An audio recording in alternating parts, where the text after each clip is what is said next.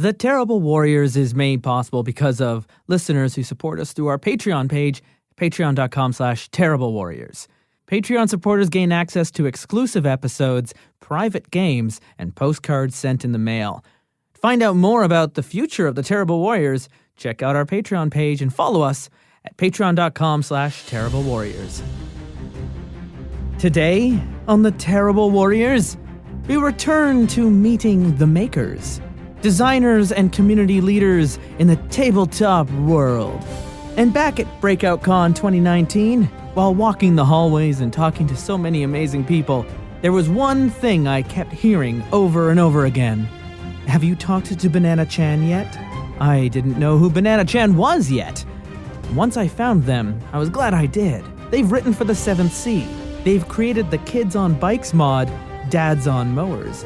And they're the owner and co-founder of Game into Curry. So you should do what I just did and follow them at Banana Chan Games on Twitter. For now, let's descend back down in those hallways of BreakoutCon. Because once I met Banana Chan, I only had one question to ask. Tell me about yourself. So my name's Banana Chan. I am the owner of Game into Curry Games. We publish board games. We just published the Judge Dredd Block War game, which is a 2-player head-to-head combat card game. Outside of the business, I write a lot of tabletop role-playing games. I write LARPs as well. Some of the tabletop role-playing games that I've written for include 7th Sea, Kitai, Kids on Bikes. I've written a module for that called Dads on Mowers. And I've also written a bit for North Sea Epilogues. I've been asking this as a few of the people I've been talking to this weekend on what got you into tabletop in the first place. When did you first get bit? So I've played D&D. Like, who hasn't? All right. I mean, okay, a lot of people haven't. But so when I first started playing D&D, I didn't really get hooked into role-playing games. I feel like I just played it. It was like an activity. It was fun. Yeah, we role-played a little bit, but it was mostly combat-based. It wasn't until I played Monster Hearts for the first time by Avery Alder, and that was just like mind blown. Like everything changed for me.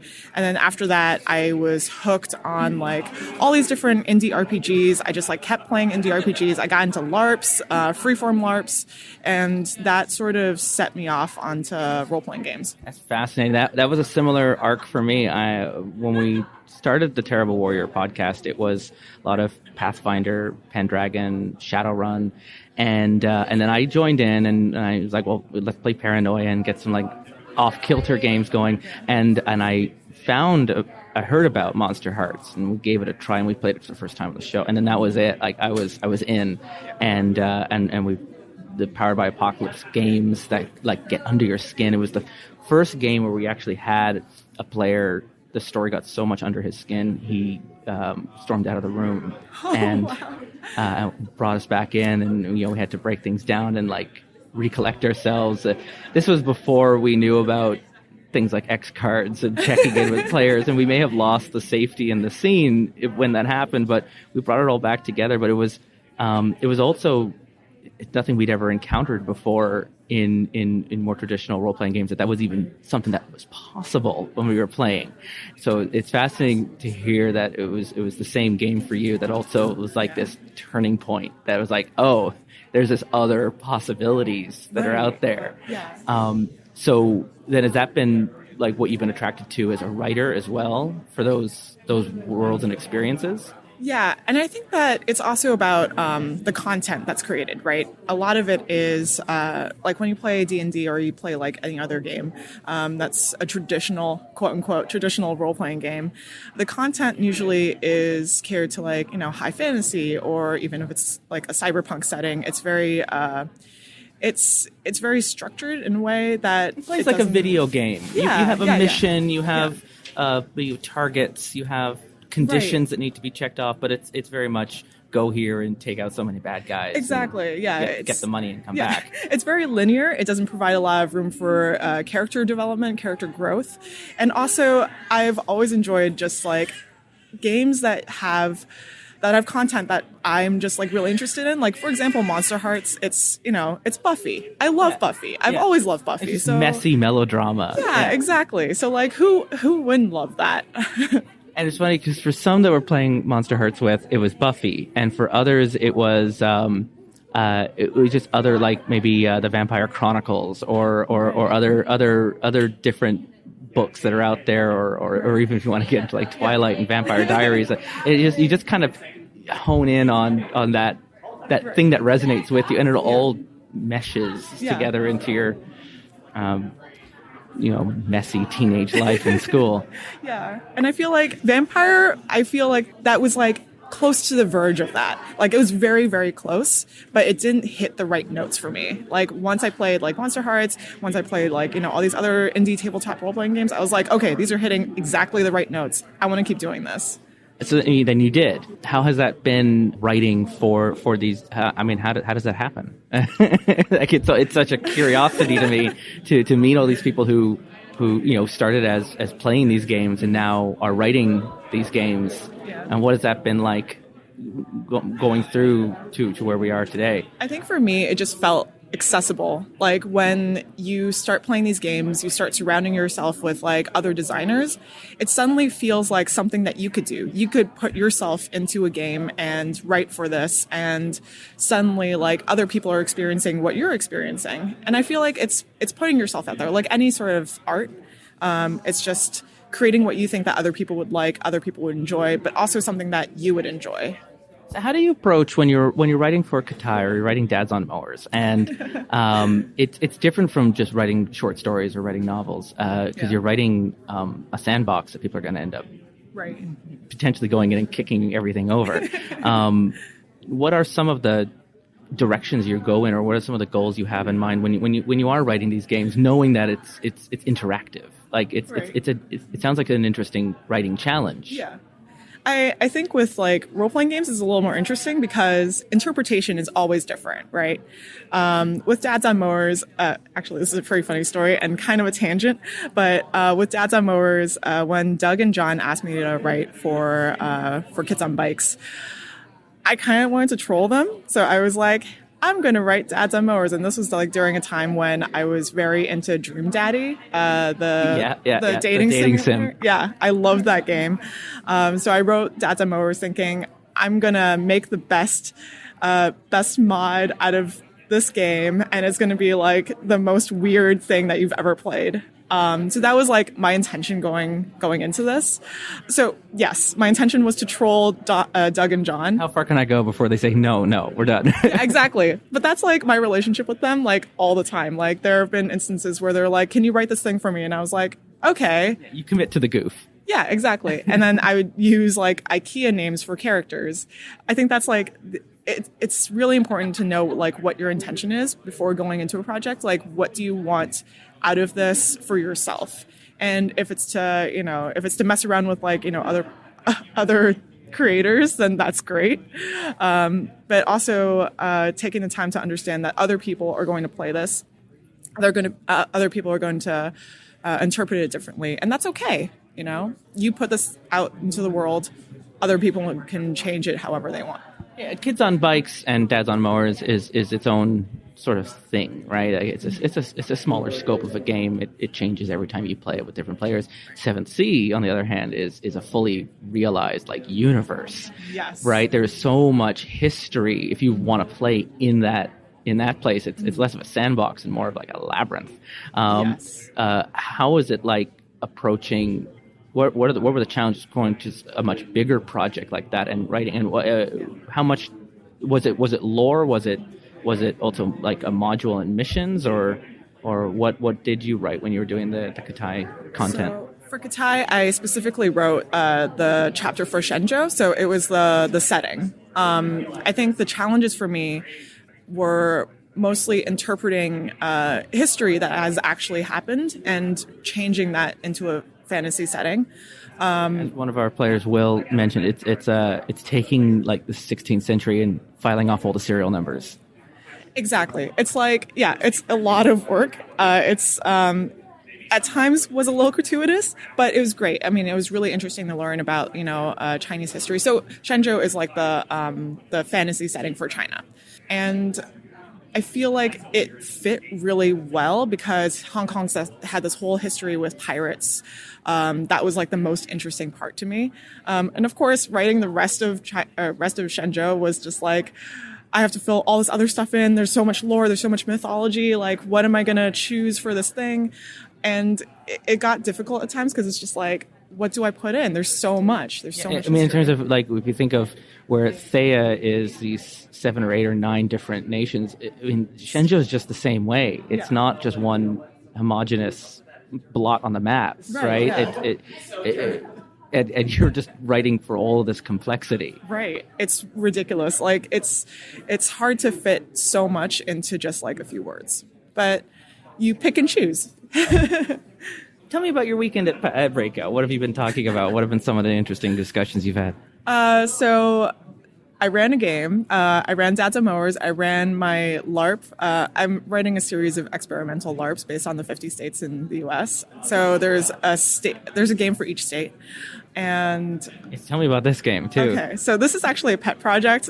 It's not ready for publication. It is very not ready for publication. So the last one we can move. I don't have to dig it if you don't want to. No, absolutely. So the last one I just wrote was Welcome to New Jersey. I've been working on this for like a year on and off, and it's about being trapped in a car with friends / strangers, and you're going to a game design convention or whatever. Well, that sounds like something you couldn't relate to at all.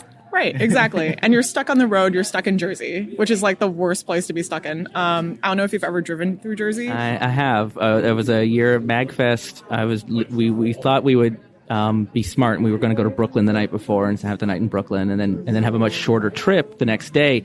Do you remember 2 years ago this Bombo cyclone that landed on New York? And it was like this super winter storm. Yes. So that's what I drove through for the entire day to get to Maryland. And we almost died. It was not a smart idea.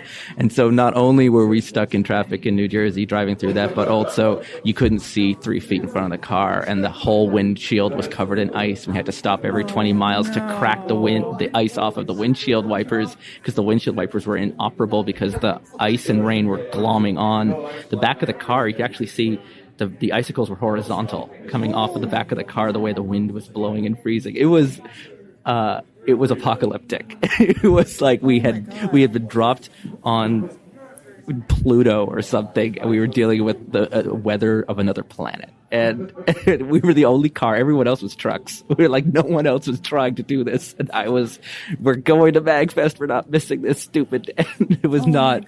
It is a good story now, but don't do that. I would not recommend. Yeah, Jersey. So that was my experience driving through Jersey. That's a lot of people's experience driving through Jersey. It's an apocalyptic nightmare. It is. It really is. Because also the turnpike, it's a maze. You can't get off of it. It's like ridiculous. And also if you go near the airport, it's like never ending. You just like keep going through the airport over and over again. Like there's no way to get out. So that's basically what the game is. That's the game, is trapped in a car on the New Jersey Turnpike, and you can never escape. Yeah, and things get more and more surreal. It's like apocalyptic. It's a little hellish at times. So that's, the war boys come flying by. Yeah, and you have a soundtrack on loop. So you have 3 very bad karaoke songs that are just playing on loop. And being a LARP, you are actually playing these songs on loop as you're playing it? Oh, yeah, definitely. Yeah. So I asked my players to choose 3 songs beforehand, and then they would just like... And they pick the songs that most personally attack the other players in the room. Yes. Yeah. I love it when people are like, hey, let's play Bon Jovi on loop, or let's play Aerosmith on loop. And that's yeah. Nice. I'm into this. I think we want to play this. It's pretty awesome. I'll send you a link once I'm done with it.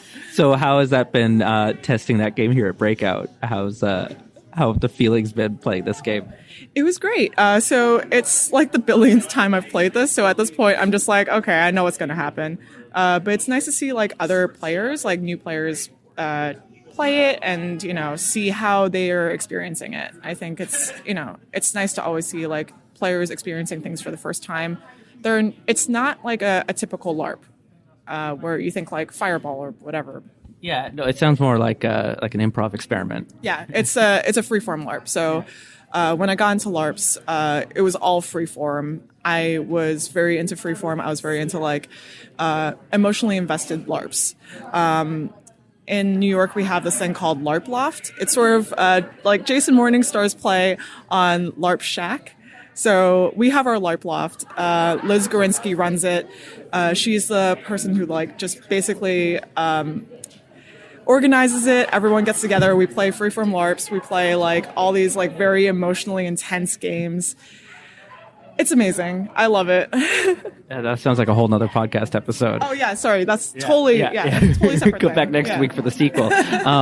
Thinking of playing these games and playtesting these games, you have this experience of being able to see the same game played over and over and over again, all these different permutations. Have you ever been really surprised with some of the outcomes or the solutions or the interpretations when you see your games being played on a repeat, but it's like a different universe every time they play it? Is anything come to mind of like a really like, oh, I never considered that even as I was writing this, and here you are really thinking out of the box? Yeah. So I think like GMs sometimes have this instinct where they think like I have to be several steps ahead of my players, which isn't necessarily true, or at least I don't think it is. I think that, being malleable, being like okay with changes in the game is fine, because, this is a collaborative thing you're building together. It's not like the GM runs the entire world, though they kind of do. But they're just mostly there to facilitate, right? I think when I was running Welcome to New Jersey, there have always been instances where players, though restrictions make players more creative, they also make for weirder things to happen. So there have been instances where about desperation. Yeah. It's just like, I need to do something right now. So people like would try to switch seats in the car. People would try to like overthrow the driver. And I really enjoy that. I just really enjoy it when like people try different things. It's a carpool coup d'etat. Yeah, exactly. Yeah, it's great. I love it. we have had a vote. You are no longer the driver. You will relinquish your position. Yeah, exactly. You'll go to the boot of the car. Yeah, exactly. It's the best. I know you've got to get going to run a game that you're playtesting this morning. Is there anything else that I don't know about that you would like to share with me before we part ways? There is one thing. So I am working on a tabletop role-playing game with Sen-Foon Lim.